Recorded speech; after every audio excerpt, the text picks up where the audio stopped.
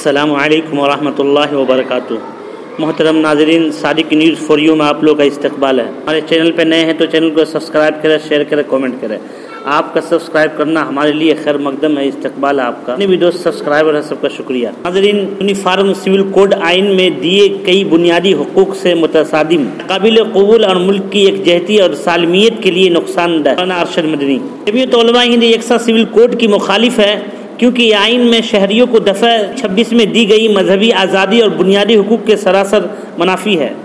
ہندوستان کے دستور میں سیکولرزم کے معنی یہ ہے کہ ملک کا اپنا کوئی مذہب نہیں ہے، یہ تمام مذاہب کا یکساں احترام کرتا ہے، مذاہب کی بنیاد پر کسی کے ساتھ امتیاز نہیں برتا جاتا اور ملک کے ہر شہر کو مذہبی آزادی حاصل ہے۔ ہندوستان جیسے تکثیر معاشرہ میں جہاں صدیوں سے مخالف مذاہب کے ماننے والے اپنے اپنے مذہب کی تعلیمات پر عمل کرتے ہوئے امن و یکجہتی کے ساتھ رہتے آئے ہیں، وہاں یکساں سول کوڈ نافذ کرنے کی بات انتہائی حیرت انگیز ہے۔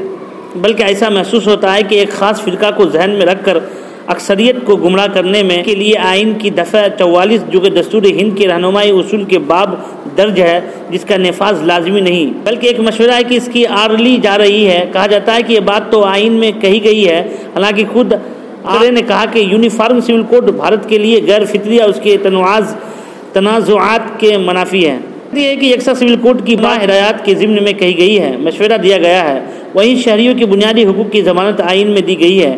آئین کے باب 3 کے تحت درج بنیادی دفعات میں کسی بھی ادارہ کو خواہ وہ پارلیمنٹ ہو یا سپریم کورٹ تبدیلی کا اختیار نہیں۔ آئین تو آزادی کے بعد تیار ہوا، جبکہ تاریخ بتاتی ہے کہ صدیوں اس ملک میں لوگ اپنے اپنے مذہبی اصول پر عمل پیرا رہے ہیں۔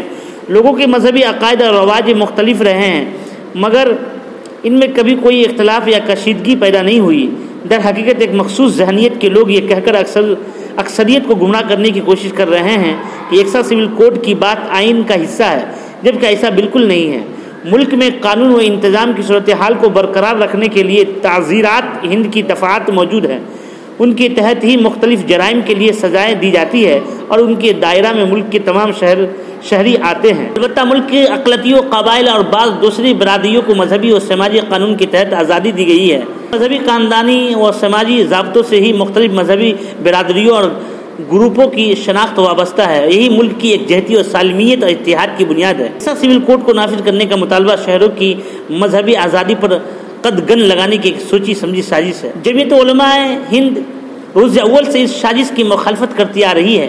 جمعیت علماء ہند کے مجلس منتظمہ کا یہ اجلاس محسوس کرتا ہے کہ یکساں سول کوڈ پر اصرار شہریوں کی مذہبی آزادی اور آئین میں اصل روح کو ختم کرنے کی سازش کا حصہ ہے اور آئین میں دیے گئے بنیادی حقوق سے متصادم مسلمانوں کے لیے ناقابل قبول اور ملک کی یکجہتی اور سالمیت کے لیے خطرہ ہے۔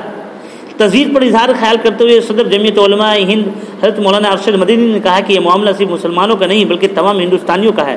جمعیت علماء ہند کسی بھی صورت میں اپنے مذہبی معاملات و عبادات کی طور پر طریقے سے سمجھوتہ نہیں کر سکتی۔ ہم سڑکوں پر احتجاج نہیں کریں گے، لیکن قانون کے دائرے میں تمام ممکنہ اقدامات کریں گے۔